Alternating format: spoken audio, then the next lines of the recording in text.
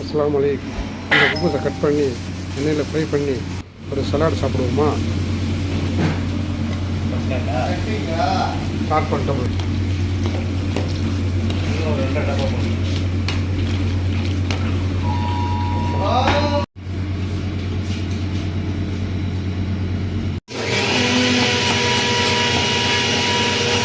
அதுக்கு பரவி வச்சு தக்காளி, வெள்ளரிக்காய், கேரட்டு,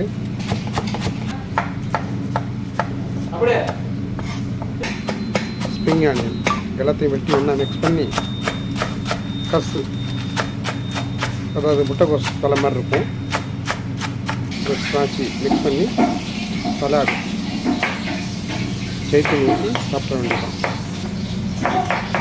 முள்ளங்கி